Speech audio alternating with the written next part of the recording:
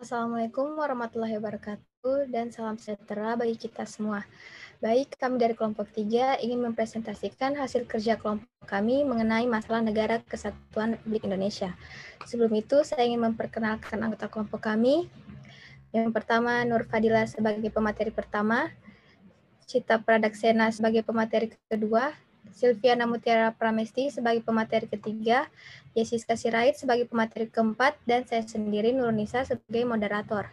Baik, untuk mempersingkat waktu, saya persilakan Nur Fadila selaku pemateri pertama untuk memaparkan hasil kerja kelompok kami. Baik, di sini saya terima kasih atas kesempatan yang telah diberikan kepada saya. Kita bisa lihat bersama ini adalah peta negara Indonesia dari Sabang sampai Merauke. Next. Pertama, saya akan menjelaskan, memaparkan materi mengenai konsep Negara Kesatuan Republik Indonesia. Wilayah Negara Kesatuan Republik Indonesia, selanjutnya disebut dengan wilayah negara, adalah salah satu unsur negara yang merupakan satu kesatuan wilayah daratan, perairan pedalaman, perairan kepulauan dan laut teritorial beserta dasar laut dan tanah di bawahnya, serta ruang udara di atasnya, termasuk seluruh sumber kekayaan yang terkandung di dalamnya. Negara Kesatuan Republik Indonesia atau NKRI mempunyai kedaulatan atas wilayahnya serta memiliki hak-hak berdaulat di luar wilayah kedaulatannya dan kewenangan tertentu lainnya untuk dikelola dan dimanfaatkan sebesar-besarnya bagi kesejahteraan dan kemakmuran rakyat Indonesia. Pengaturan mengenai wilayah negara meliputi wilayah daratan, perairan pedalaman, perairan kepulauan dan laut teritorial beserta dasar laut dan tanah di bawahnya serta ruang udara di atasnya termasuk seluruh sumber kekayaan yang terkandung di dalamnya untuk memberikan kepastian hukum dan kejelasan kepada warga negara mengenai wilayah negara. Next. Indonesia merupakan negara kepulauan yang 2/3 dari wilayahnya berupa lautan. Di samping itu, secara geografis, Indonesia terletak di antara dua benua, yaitu benua Asia dan benua Australia, dan dua samudra, yaitu Samudra Hindia dan Samudra Pasifik, yang merupakan kawasan strategis. Di samping keunggulan yang bersifat komparatif, berdasarkan letak geografis, potensi sumber daya alam di wilayah laut yang mengandung sumber daya hayati atau non-hayati yang sangat bermanfaat bagi kelangsungan hidup masyarakat. Potensi tersebut dapat diperoleh dari dasar laut dan tanah di bawahnya, kolom air dan permukaan laut, termasuk wilayah pesisir dan pulau-pulau kecil yang sangat logis jika ekonomi kelautan dijadikan tumpuan bagi pembangunan ekonomi nasional. Oleh karena itu, Laut Indonesia harus dikelola, dijaga, dan dimanfaatkan, serta dilestarikan oleh masyarakat Indonesia sesuai dengan yang diamanatkan Pasal 33 Undang-Undang Dasar Negara Republik Indonesia tahun 1945. Sekian dari saya kembalikan kepada moderator. Baik, untuk materi selanjutnya akan dilanjutkan oleh Saudara Cita Pradaksena. Kepada Saudara saya persilahkan. Baik, terima kasih atas kesempatan yang telah diberikan. Slide. Saya akan menjelaskan tentang mengenai realita. Letak Indonesia yang strategis, yakni di antara dua benua dan dua samudra, menyebabkan Indonesia berbatasan dengan banyak negara, baik berbatasan di luar maupun di darat. Perbatasan negara merupakan bagian yang tidak terpisahkan dari sejarah suatu negara, sebagaimana perjuangan sebuah negara untuk diakui eksistensinya. Oleh karena itu, riwayat daerah perbatasan tidak dapat dilepaskan dari sejarah lahirnya atau berakhirnya negara. Indonesia sebagai negara kepulauan tentunya sangat berkepentingan dengan wilayah perbatasan negara. Dengan banyaknya batas wilayah Indonesia dengan negara lain tersebut tidak sedikit pula sengketa internasional yang muncul di zona perbatasan. Baik, slide. Masalah yang timbul yaitu seperti masalah wilayah perbatasan negara merupakan salah satu persoalan yang krusial bagi Indonesia sebagai negara berdaulat karena ancaman keamanan dapat datang dari luar dan melalui wilayah perbatasan darat dan laut. Indonesia sebagai negara berdaulat tentunya juga memiliki strategi perbatasan untuk mengatasi berbagai potensi yang mungkin terjadi, khususnya ancaman sengketa atas kepemilikan wilayah perbatasan NKRI. Kasus aktual yang berkaitan dengan wilayah perbatasan NKRI adalah isu pergeseran patok batas wilayah NKRI di Tanjung Datu dan Camar Bulan Provinsi Kalimantan Barat oleh Malaysia yang sempat menimbulkan ketegangan kedua negara serumpun tersebut. Indonesia menganggap dengan kasus ini Malaysia telah melanggar Memorandum of Understanding dalam kurung MOU antara lain antara Indonesia dan Malaysia pada tahun 1978 tentang perbatasan wilayah negara Indonesia dan Malaysia di Tanjung Datu dan Camar Bulan. Baik, selanjutnya. Kasus serupa antara Indonesia dan Malaysia yang belum hilang dalam ingatan adalah kolektif bangsa Indonesia meskipun sudah berjalan hampir 9 tahun adalah ketika pada 17 Desember 2002 Mahkamah Internasional di Den Haag telah memenangkan gugatan Malaysia atas Pulau Sepadan dan Likitan di wilayah Provinsi Kalimantan Timur.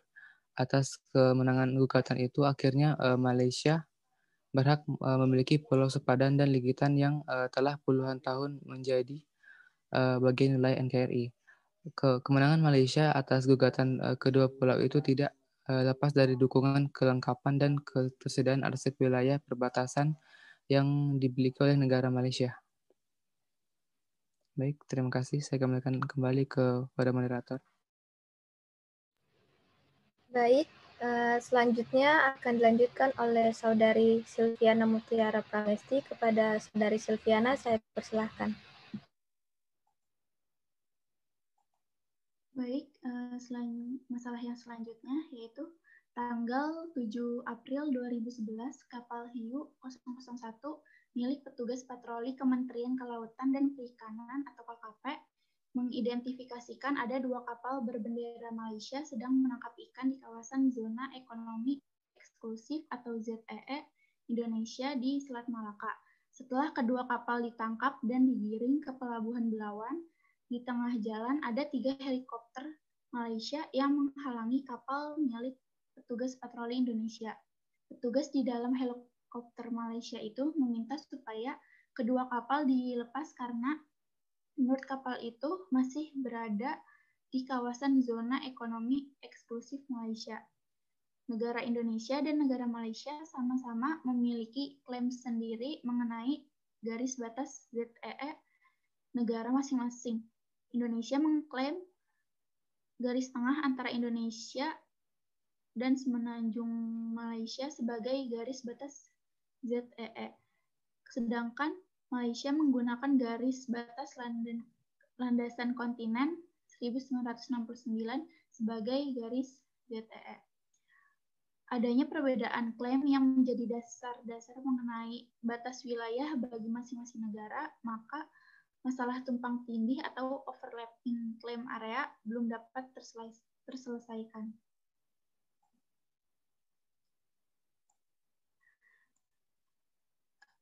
Lalu selanjutnya, sejak 2010, Indonesia terlibat dalam sengketa Laut Cina Selatan. Setelah Cina secara sepihak mengklaim terhadap keseluruhan perairan Laut Cina Selatan, termasuk di dalamnya ialah perairan zona ekonomi eksklusif Indonesia, yaitu sebuah kawasan di utara Kepulauan Natuna, Provinsi Kepulauan Riau. Ketika itu, Indonesia berupaya menahan kapal-kapal penangkap ikan Tiongkok di Laut Cina Selatan. Namun kemudian disusul nota protes pemerintah Tiongkok yang meminta kapal itu untuk dilepaskan. Pada 17 Juni 2016, sebuah kapal angkatan laut bernama KRI Imam Bonjol menghadapi 7 kapal nelayan dan 2 kapal Coast Guard di zona ekonomi eksklusif Indonesia. Menarik di catatan di sini, jika di tahun 1090-an Kementerian Luar Negeri Tiongkok sekadar menyiratkan bahwa perairan di utara Kepulauan Natuna ialah daerah penangkapan ikan bagi Tiongkok dari dulu. Maka sejak 2016, pemerintah Tiongkok untuk pertama kalinya menyatakan hal ini secara eksplisit. Belakangan, isu seputar klaim Tiongkok atas teritorial perairan Laut Cina Selatan ini membuka kembali di Indonesia. Ini terjadi setelah kapal pencari ikan dan Coast Guard milik Tiongkok berlayar masuk di kawasan perairan Natuna yang berdasarkan UNCLOS 1982 termasuk kawasan zona ekonomi eksklusif Indonesia. Lalu di sini ada gambar dari Laut Cina Selatan yang menjadi kasus sekarang ini.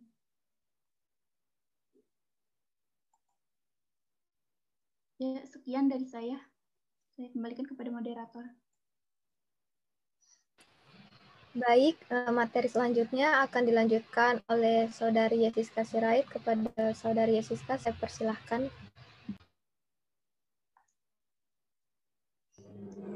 Baik, saya akan menjelaskan tentang solusi. Metode penyelesaian sengketa internasional yang selama ini dilakukan oleh Indonesia dan Malaysia dalam menyelesaikan kasus batas wilayah darat adalah dengan cara negosiasi. Upaya negosiasi yang dilakukan oleh Indonesia dan Malaysia ditempuh melalui pembentukan tim khusus yang menangani masalah perbatasan. Indonesia dan Malaysia secara rutin setiap tahun melaksanakan pertemuan delegasi kedua belah pihak dengan tingkatan Joint Boundary Committee, Joint Boundary Technical Committee, dan Co-Project Director. Next. Selanjutnya yaitu solusi dari masalah illegal fishing. Undang-Undang Nomor 45 Tahun 2009 tentang perubahan atas Undang-Undang Nomor 31 Tahun 2004 tentang perikanan disebutkan pada pasal 69 bahwa kapal pengawas perikanan berfungsi melaksanakan pengawasan dan penegakan hukum di bidang perikanan dalam wilayah pengelolaan perikanan negara Republik Indonesia. Kapal pengawas perikanan dapat menghentikan, memeriksa, membawa, dan menahan kapal yang diduga atau patut diduga melakukan pelanggaran di wilayah pengelolaan perikanan negara Indonesia. Dalam melaksanakan fungsi tersebut, pengawas perikanan dapat melakukan tindakan khusus berupa pembakaran dan atau penggelaman kapal perikanan yang berbendera asing berdasarkan bukti permulaan yang cukup.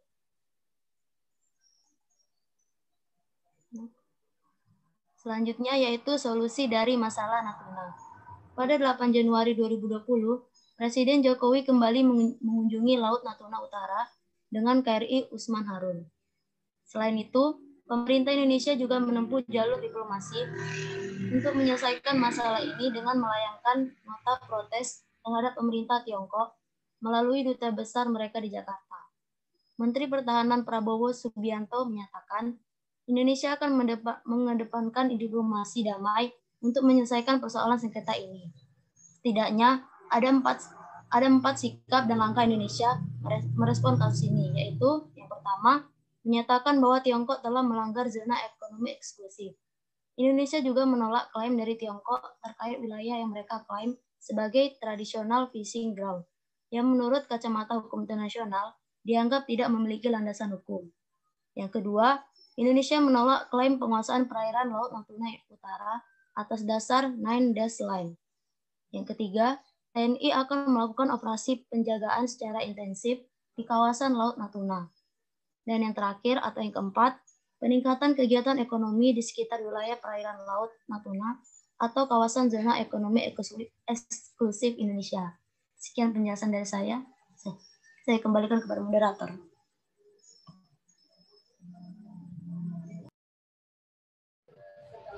Baik, mungkin cukup sekian presentasi dari kelompok kami mengenai masalah Negara Kesatuan Indonesia. Lebih dan kurangnya kami mohon maaf. Wassalamualaikum warahmatullahi wabarakatuh.